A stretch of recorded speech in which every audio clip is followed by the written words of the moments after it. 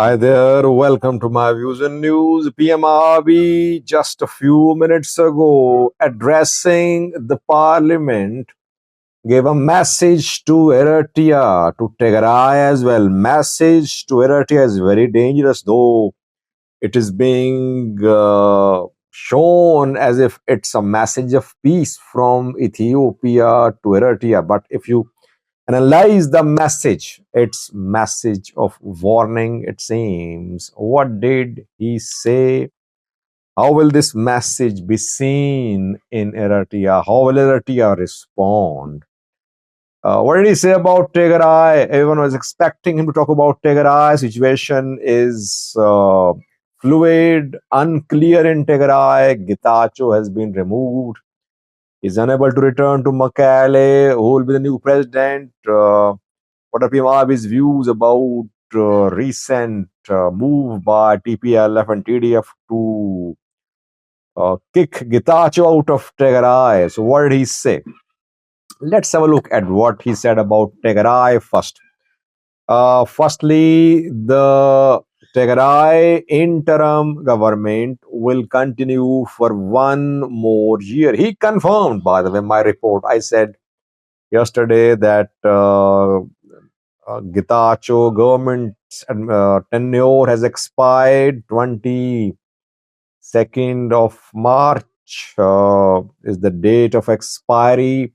And this is what he said. He said that the 2-year tenure of Tigray interim government has expired. There is need of legal reform to extend the mandate of the government, and the mandate will be extended for 1 year. And then election will be held. It means that he wants election to be held along with general election due to be held in almost a year's time in other parts of Ethiopia too. Firstly. Secondly, he said, yes, leadership change could happen. He appreciated Tigray interim government for preventing a conflict, another war in Tigray. In the last 2 years, the work of interim government, he appreciated, saying that interim government prevented a conflict in Tigray in Ethiopia, but he clearly said there could be leadership change, some heads could roll. It means the Getachew is going to be removed. Pimab is going to appoint new president in place of Getachew Reda. He said some could continue as members of Tigrayan interim government, and some could be changed as well. Getachew has only himself to blame. He was played by Abiy. Abiy used him to weaken TPLF, to weaken DDF, TDF. Getachew failed. Abiy is now just ditching Getachew. Getachew has no political future except joining Prosperity Party, it seems. He cannot establish a party in Tigray. He does have support base, but it's difficult for him. He can only now work as part of a ruling party, it seems.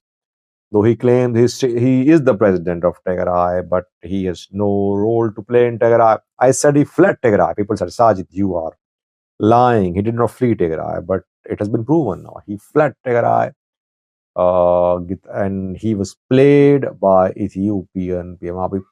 Why are they said to be the new president, it seems, in the news I broke last year. And PM Abiy talked about military spending in Tigray. He talked about slow DDR. This is what he wants. If he points where he would like speedy implementation of DDR, he wants to dismantle Tigray Defense Force. He wants less military spending. Getachew could not do that, but he wants it done. If Varade and the Red Sea agree to dismantle TDF quickly, I think Abiy will be happy to make them their new partners in Tigray. This is what seems to be happening in coming days in Tigray.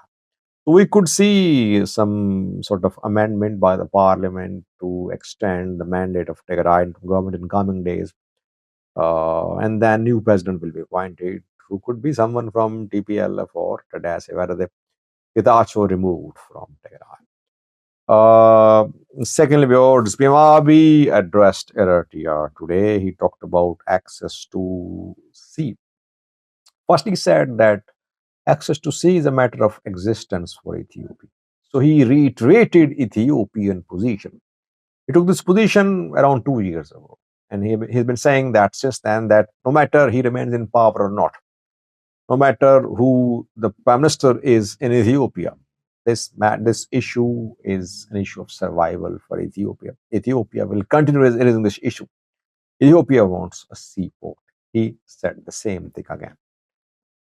Secondly, said that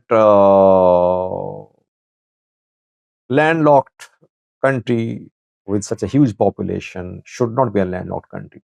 Ethiopia, big country, huge population, should not be a landlocked country. Alarming thing he said was about Assam. Did not mention Assam, but he said, see 45 kilometers away from Ethiopian border. Ethiopia landlocked, huge population, not fair. Which seaport is 45 kilometers away from Ethiopian border? Assam. He was definitely talking about Assam. Then he said, we have no plans to invade Eritrea. He mentioned Eritrea by name. Ethiopia has no plans to invade Eritrea to gain sea access. But Ethiopia wants dialogue with Eritrea. This is the dangerous part. So he is twisting the arms of Eritrean government to talk to Ethiopia. This is what he wants. I said when I was going to Indonesia, I remember, I did a video. The day I was going to Indonesia, or the day I was returning, I don't remember. On the day I was going to Indonesia, I said that Abiy is adopting brinkmanship. Brinkmanship is a policy, a tactic of diplomacy which used to raise tensions to a level to achieve your objectives. Abiy does not want war against Eritrea. He wants to achieve his objective of gaining sea access through Eritrea by putting pressure upon Eritrea, by military posturing, by mobilization of military, but not by invading Eritrea. This is what he seems to be doing. This is what he said. You can clearly now see a pattern in the provocations by the Ethiopian government. Ethiopian government provoking Eritrea not for a war, but to pressurize Isaias government to talk to Ethiopia. Will Isaias government talk to Ethiopia about port access? No. My understanding, it's not based on information. My understanding is that Eritrea won't talk to Ethiopia. Eritrea won't let Ethiopian military set foot on Assam. It won't let Ethiopia gain access to Assam because now cat is out of the bag.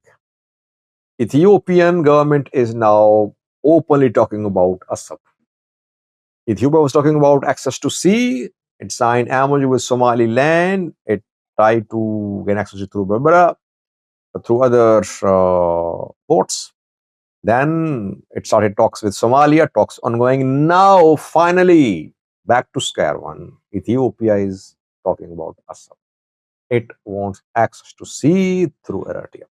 Eritrea knows that once Ethiopia sets foot in Eritrea, it will not withdraw. It will strengthen its presence.